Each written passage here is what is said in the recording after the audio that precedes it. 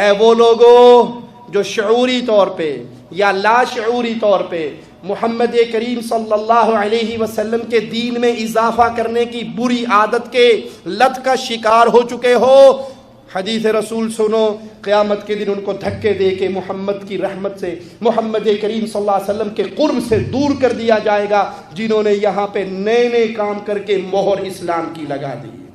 دھکے دے کے دور کیا جائے گا ان کو جنہوں نے دین محمد کریم کو گدلا کرنے کی ناکام کوشش کی۔ عید میلاد النبی کا جلوس نہ قرآن سے ثابت نہ حدیث سے ثابت، یہ تمام بدعات ہیں، اور بدعت کے راستے پہ چلنے والوں کو حدیث رسول نے خبر دی، صحیح بخاری کی روایت کے مطابق دھکے مار کے نبی سے دور کیا جائے گا۔ My children would like to also go to birthday parties and celebrate and so on. I sit them down and I explain to them what the candles are all about. Do you know what the candles on a birthday party are all about? In ancient Europe, when the winters were so bad that people used to go into literal hibernation to keep themselves warm in whatever way they had, and when they would come out, they would count the dead. Did you know that? They would count the dead. And in order to celebrate the fact that those who are alive have passed through the winter and survived and fought nature, which means nature came to kill us in the form of cold, and because we fought nature and we stayed alive, now we need to defy it by blowing up candles. So they would put how many ever candles of their age and blow them out to show we can defy it. It's something that we believe is rooted in the medieval Europe. And it comes with its own satanic origins and so on. But people today say, what's wrong? What's wrong? I'm blowing the candles. But you don't realize it's like an act of worship of the pagans. And we're saying, and people have made it a culture and a tradition. The same applies to so many other things. Like Valentine's and so much. People start saying, but what's wrong? How come these people, you're not allowed to show your love? Well, to be honest, we are being fooled by believing that, you need to celebrate the fact that you're 1 year older by throwing a big party, everyone must come, but you don't know that now you're closer to your grave, for example. Or there are more responsibilities on your shoulder. I'm not saying that when your age turns, that you must not make dua to Allah, Ya Allah, grant me good age and so on. But firstly, we have a Hijri calendar. Secondly, these teachings are foreign to Islam. They are actually incorrect, invalid. So you find even families which are supposedly religious, they have these big birthday parties and so on, whereas it is Islamically incorrect. Wallahu a'lam. Allah knows best. There are a group of Muslims who say that celebrating birthday is haram.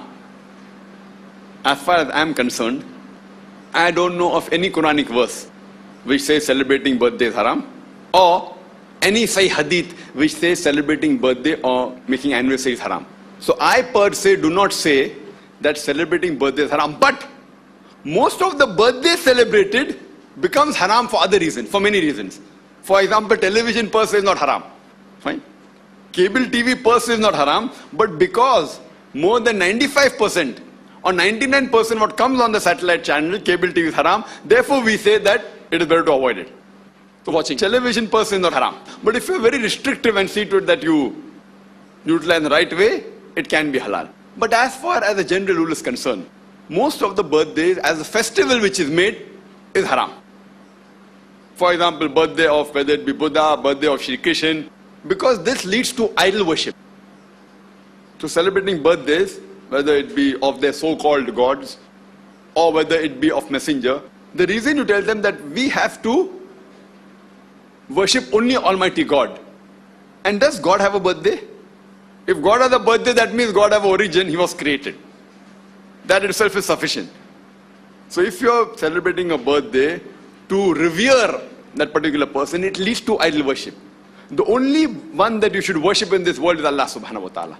So that's the reason we say that making birthdays of personalities to commemorate them indirectly or directly leads to idol worship.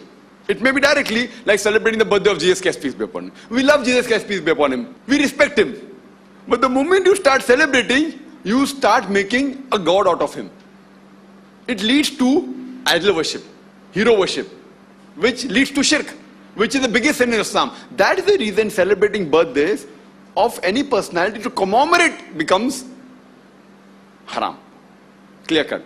So if you ask me, celebrating birthday of any prophet or any personality to commemorate is haram, which I agree. Because there is a thumb rule in Islam.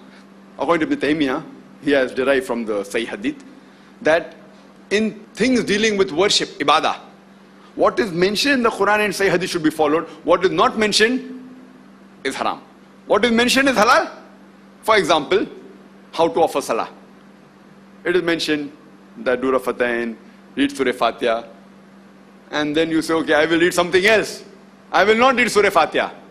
I will narrate a hadith in my salah.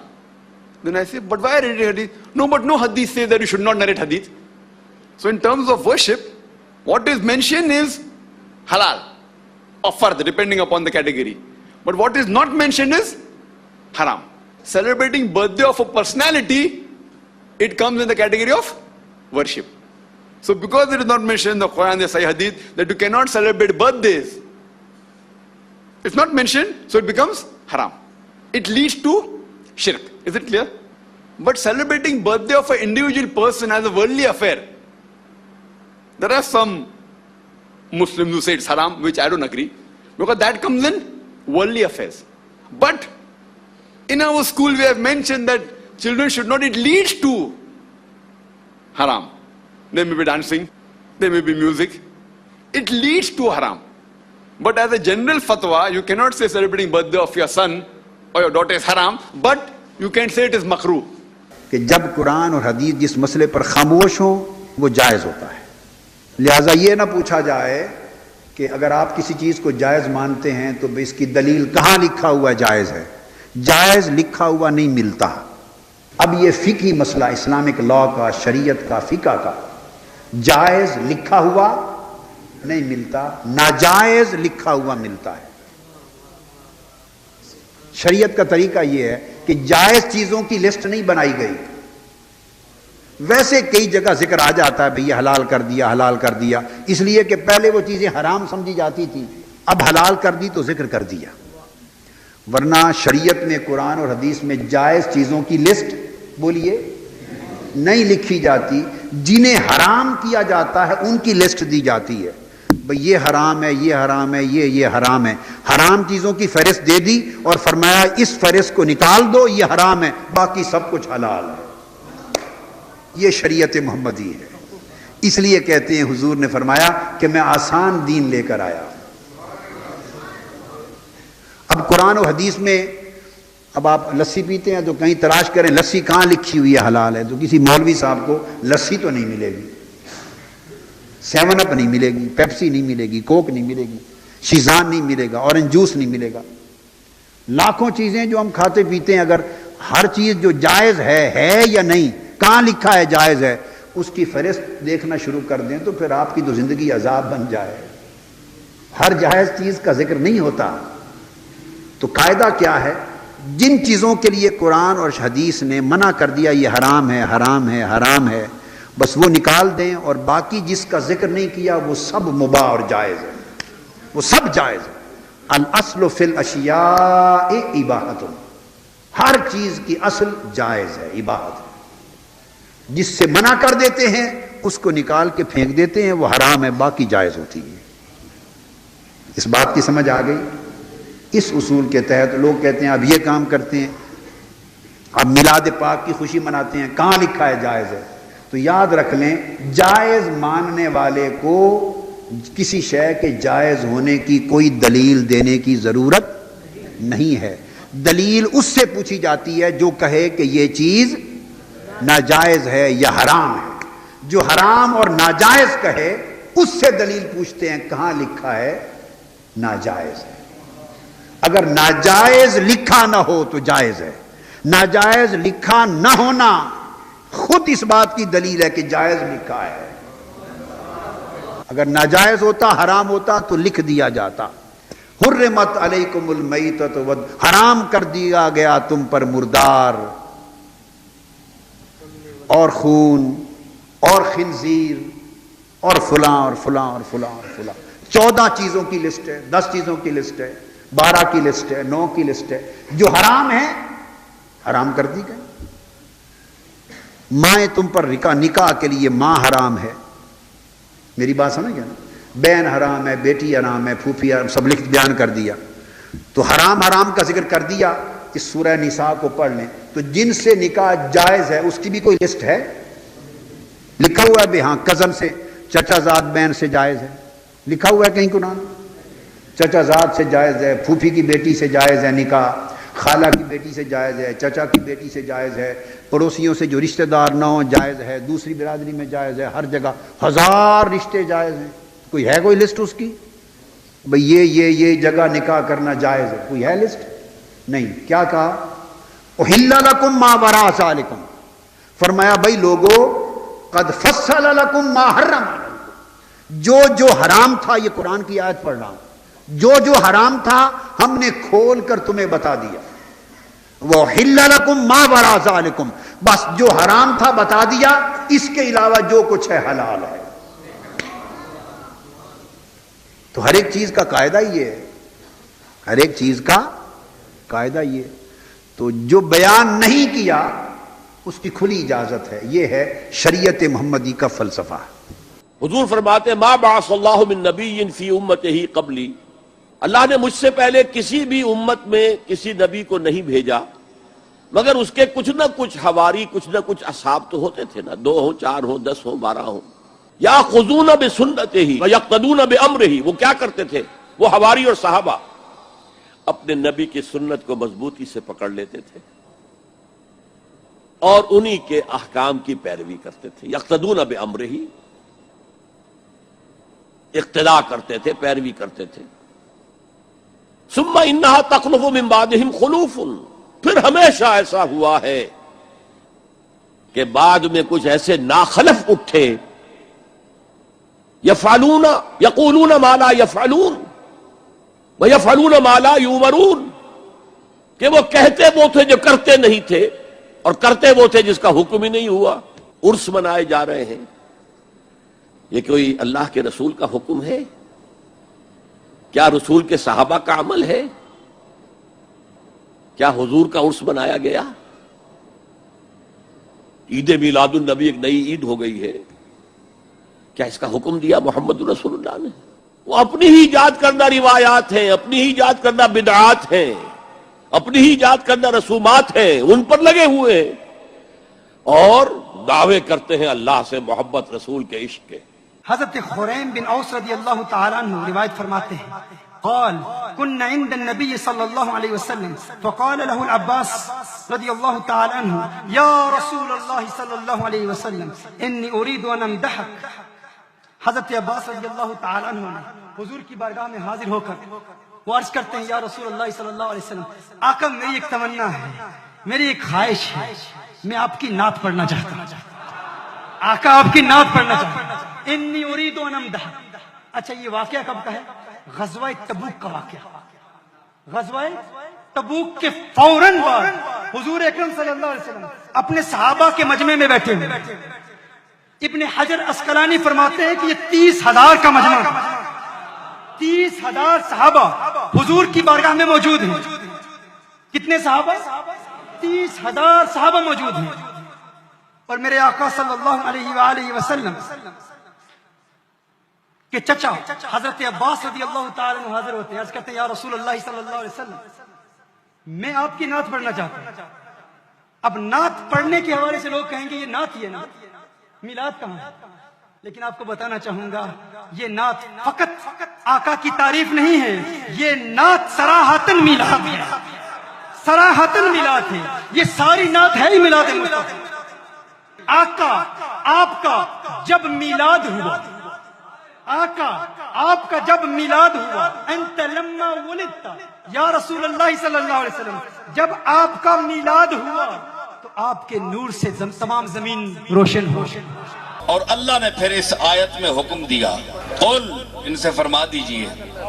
ایک تو خطاب ہوتا ہے مشرکین کو، وہ آیات ایسی ہیں جن میں مخاطب مشرکین ہوتے ہیں، لیکن یہاں اگر آپ کہیں جناب کہ مشرکین مخاطب تھے، مشرک تو خوش ہوتا ہی نہیں کملی والے کی ولادت پر.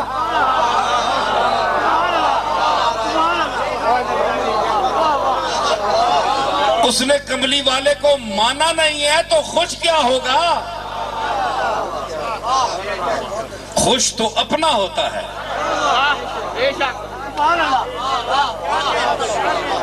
بچہ اگر پیدا ہو محلے میں تو وہ لوگ خوش ہوتے ہیں جو اس گھر والوں سے تعلق رکھتے ہیں. جتنا جس کا تعلق ہے وہ خوشی کا اظہار کرے گا. جتنا جو غیر متعلق ہے وہ نام بھی نہیں لے گا. وہ کہیں بچے ہوتے رہتے ہیں, کوئی ایسی بات نہیں ہے, کوئی نئی بات تو نہیں ہے. ہے جی, تو خوشی کا اظہار وہ کرے گا جس کا تعلق ہے. اگر اس آیت کے مخاطبین مشرک ہیں تو اللہ یعنی مشرکوں کو معاذ اللہ فرما رہا ہے کہ قل بفضل اللہ وبرحمتہ فبذلک فلیفرحوا, کہ اللہ کی رحمت اور فضل پر خوش ہو. نہیں, یہ ایسی بات نہیں ہے. یقیناً مومنین سے خطاب ہے, مومنین سے خطاب ہے. دیکھیں نا اس کا منطقی نتیجہ میں آپ کے سامنے پیش کر رہا ہوں کہ ایک آدمی جو ہے وہ مان ہی نہ رہا, اس کو نہیں مان رہا تو اس کی کسی بات کو کیا مانے گا. تو ظاہر ہے مومنین جو, اور صرف صحابہ جو حضور کے دور کے مومنین تھے وہ بھی مخاطب نہیں ہیں. مخاطبین اول وہ ہیں, لیکن اس کے بعد قیامت تک جو مومن آئے گا وہ اس کا مخاطب ہے. یہ ویسے بڑی فطری بات ہے کہ جب سے دنیا بنی ہے لوگ اپنی بڑی شخصیات کے دن مناتے رہتے ہیں, اور قومی لحاظ سے بھی مذہبی لحاظ سے بھی مختلف تہوار مختلف قوموں میں مختلف گروہوں جماعتوں اور مذاہب میں اس کے لیے مقرر کیے جاتے رہے. جیسے کرسمس کا تہوار ہے, ظاہر سیدنا مسیح علیہ السلام کی پیدائشی کی خوشی میں یہ لوگ مناتے ہیں. اور بھی بعض واقعات بڑے ہو جاتے ہیں قوموں کی زندگی میں, اس کو بھی لوگ مناتے ہیں. جیسے ہم اپنی آزادی کا دن مناتے ہیں, جیسے ہم قائد اعظم کا یوم وفات یا یوم پیدائش مناتے ہیں, علامہ اقبال کا یوم پیدائش یوم وفات مناتے ہیں. تو تہوار منانے کی ایک عمومی روایت دنیا کی ساری قوموں میں رہی ہے. یہ اپنی جگہ کوئی بری چیز نہیں ہے. اس سے تاریخی واقعات یاد رہتے ہیں, لوگوں کی ایک دلی وابستگی رہتی ہے, اور کسی حد تک آپ کہہ سکتے ہیں کہ آئندہ نسلوں کو بعض چیزیں اس کے ذریعے سے منتقل ہوتی رہتی ہیں. تو اس وجہ سے اصلاً یہ کوئی بری چیز نہیں ہے. لیکن نبی صلی اللہ علیہ وسلم کا مقام مرتبہ ایسا ہے کہ میرے خیال کے مطابق آپ اس سے بہت بلند ہیں کہ آپ کو اس سطح پر لے آیا جائے کہ جیسے ہم قائد اعظم کا دن مناتے ہیں ایک دن آپ کا بھی منا لیں, جیسے ہم پاکستان کے قیام کا ایک دن مناتے ہیں اس طرح آپ کا بھی ایک دن منا لیں. آپ کسی ایک دن کی شخصیت نہیں ہیں, آپ تو ہمارے شب و روز کی شخصیت ہے. اور آپ کی بعثت, آپ کا نبوت کا مقام, یہ ایسی چیزیں نہیں ہیں کہ جس کو یاد کرانے کے لیے مجھے یا آپ کو دن منا کے کوئی اہتمام کرنا ہے. اس کا اہتمام اللہ پروردگار عالم نے اس درجے میں کر دیا ہوا ہے کہ ہر روز 5 وقت ہماری مسجدوں سے یہ صدا بلند ہو جاتی ہے. تو یہ نغمہ فصل گل و لالا کا نہیں پابند, بہار ہو کے خزاں لا الہ الا اللہ. اس لیے میں تو اس کو پستی ذوق سمجھتا ہوں. میرے نزدیک اس کے لیے کوئی خاص دن منتخب نہیں کرنا چاہیے. یہی وجہ ہے کہ صحابہ کرام نے اس طرح کا کوئی کام رسول اللہ صلی اللہ علیہ وسلم کے معاملے میں نہیں کیا. اب ہم جو میلاد مناتے ہیں اور آج جشن میلاد کا استقبال ہو رہا ہے, اس سے بڑی توحید کائنات میں کوئی نہیں ہے. میلاد منانا اس سے بڑا عمل توحید دنیا میں کوئی نہیں ہے. اس لیے کہ مخلوق میں حضور علیہ السلام سے اونچا کوئی نہیں. بعد از خدا بزرگ توی قصہ مختصر, عالم امر اور عالم خلق کی جہاں انتہا ہے وہ مقام مصطفیٰ ہے. مخلوق میں آقا علیہ السلام سے اونچا یا آقا علیہ السلام کے برابر مخلوق میں کوئی نہیں. تو ہم میلاد منا کر یہ اعلان کرتے ہیں کہ وہ نبی کہ ساری مخلوق میں جس جیسا کوئی نہیں, وہ بھی خدا نہیں, خدا کا بندہ. وہ پیدا ہوئے ہیں, ہم حضور کی پیدائش کا یوم منا رہے ہیں, اور جو پیدا ہو وہ خدا نہیں ہوتا. تو حضور کا میلاد منانا اس دور کا سب سے بڑا عمل توحید ہے. اعلان کرنا ہے کہ ہم حضور کو خدا نہیں مانتے, بندہ خدا مانتے ہیں. کیوں؟ حضور پیدا ہوئے ہیں, آج پیدا ہوئے ہیں. کوئی اللہ کا میلاد مناتا ہے؟ بولیے. ہاں, اگر اللہ کا میلاد ہوتا اور پھر حضور کا میلاد منایا جاتا تو شرک کا شائبہ ہوتا. تو میلاد تو کام ہی مخلوق کا ہے، خالق کا ہے ہی نہیں۔ تو جب بھی کوئی میلاد منائے گا، ارے مخلوق ہی کا تو منائے گا، خالق کا تو نہیں منایا جا سکتا۔ خالق تو پیدا کرنے والا ہے اور مخلوق پیدا، اس نے تو فرما دیا کہ میں اللہ ہوں اور میری شان یہ ہے کہ میرا میلاد نہیں ہے۔ قل هو اللہ احد اللہ الصمد لم یلد ولم یولد۔ نہ میرا کسی سے میلاد ہوا اور نہ کسی کا مجھ سے میلاد ہوا۔ میں اللہ ہوں اور میری شان یہ ہے کہ میرا میلاد نہیں ہے۔ اپنی شان بیان کی کہ میں وہ رب ہوں جس کا میلاد نہیں۔ اور جب آقا علیہ السلام کی باری آئی تو فرمایا لا اقسم بہذا البلد وانت حل بہذا البلد ووالد وما ولد۔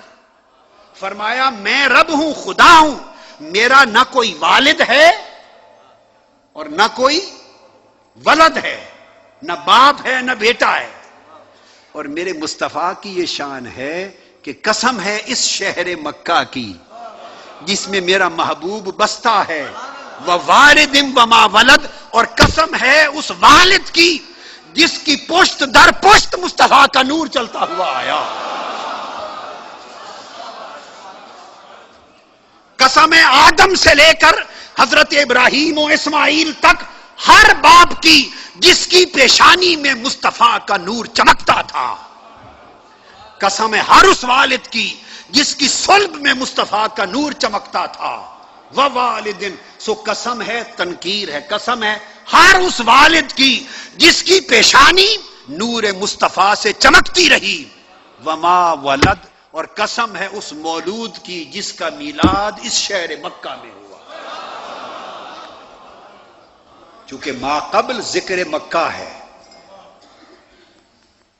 ما قبل ذکر مکہ ہے، ورنہ والد و مولود کی قسم کھانی تھی تو شہر مکہ کی قسم پہلے کھانے کی کیا ضرورت ہے؟ تو شہر مکہ کی قسم اور وما ولد کی قسم، ان کے درمیان ایک ربط ہے۔ تو گویا بتایا میں خدا ہوں سو میرا میلاد نہیں، یہ میرا محبوب مصطفیٰ ہے، یہ بندہ خدا ہے سو اس کا میلاد ہے۔ سو لوگو میری عبادت کیا کرو، اس کی اطاعت کیا کرو، میری بندگی اختیار کیا کرو، اس کے میلاد کے جشن منایا کرو۔